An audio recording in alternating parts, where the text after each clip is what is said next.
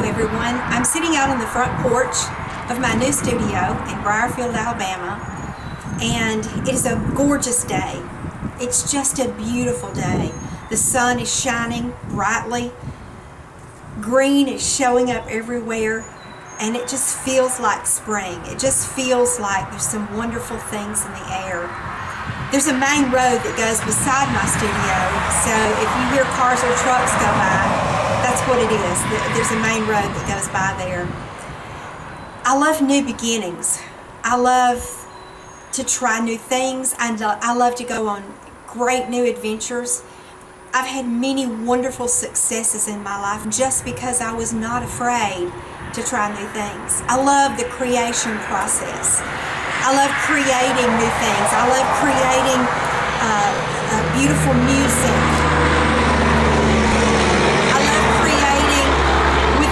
Someone else an expectation of what they can do that they never dreamed they could do before. And I have 24 years of teaching students that shows that. A lot of them made some wonderful accomplishments. My last few years of my life, I've done some extreme study and been in the books. I have finished a second master's degree. I've written my first book and got it published and gotten it published. I've researched retirement communities and the good and the bad. You might be quite surprised at what I found. I want to take all that study and do something wonderful with it. I want to build again. Now that I've done a lot of good study, I want to build again. I want some new adventures. So, I am embarking on some new things. I'm going to share all these new things with you on my blog and on my YouTube channel. So, if you will, I'm going to post the YouTube channel link and the blog link with this video. So, go subscribe. And then you'll be updated on everything I do, and I think you'll have some great fun going along the journey with me. You know, the Bible says to occupy until I come. Jesus told us to occupy until he comes back. In the original text, occupy means, let that truck go. Occupy means conduct business. Carry on. Do great exploits. Study. Work. Show yourself approved. Study to show yourself approved. Labor.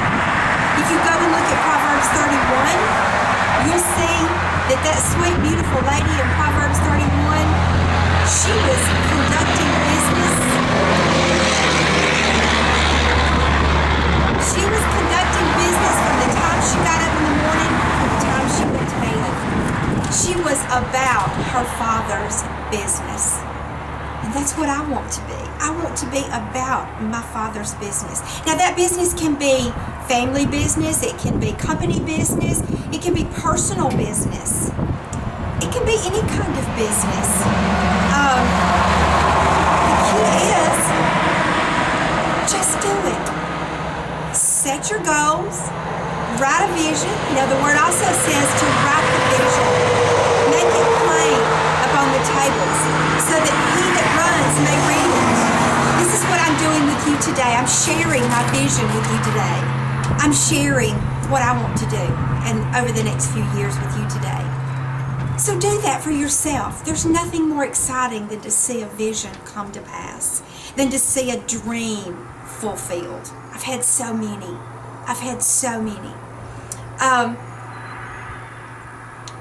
I'm going to be sharing on my YouTube channel and on my blog some interesting thoughts that I have studied over the last few years.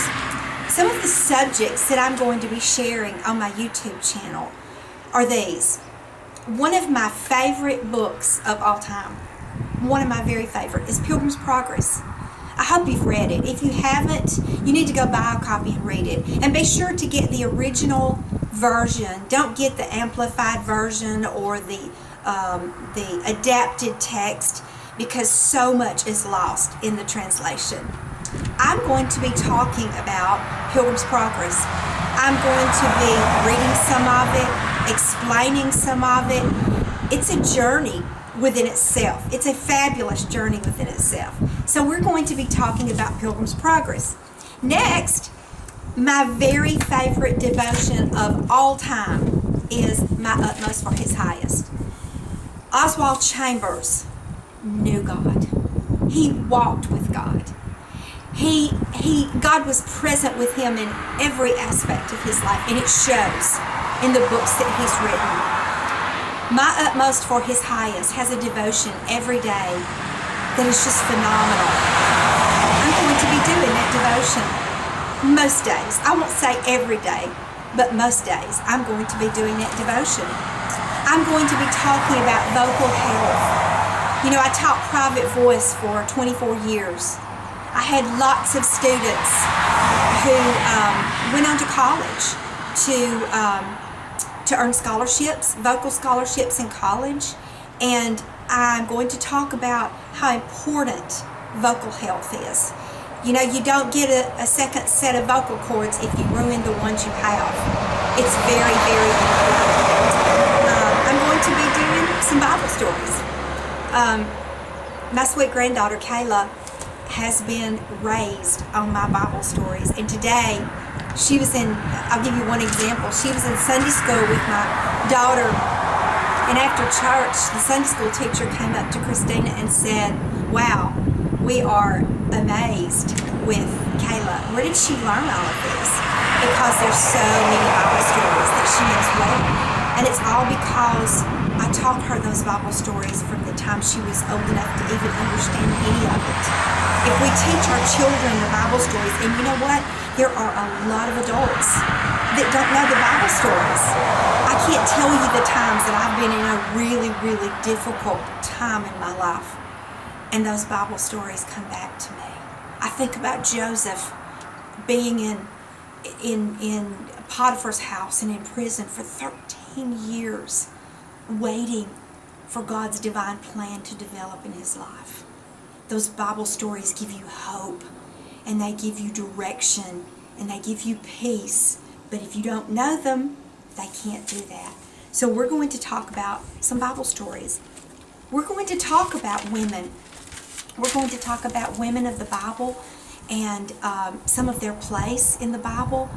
It's far more broad than you have any idea. It's far bigger than we've been taught. In so many ways, folks, ladies, we've been lied to.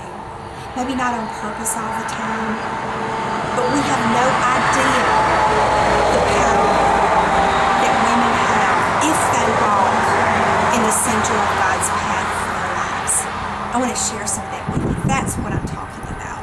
I want to share some of that with you. Then I want to talk about my book. This past year, I had my first book published. It's called The Sheaf Dreamer. And the premise of the story is Joseph and the dream that he had when his sheaf stood tall and his brother's sheaves bowed down to his. The book is all about dreams and how we can interpret our own dreams and how to walk in such a way that our dreams come true. I'm going to be talking about my book, The Sheaf Dreamer. I'm going to be talking about retirement community, the retirement community industry. As I said, I've spent the last 3 years researching the retirement community industry, and some of my findings are startling. Some of them are wonderful, some of them are not so good.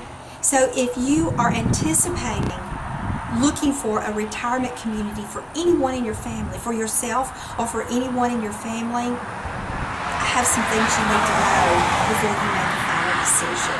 So we're going to be talking about that. And then lastly, we're just going to be talking about music as a whole. My entire life has been built on music. Music is who I am.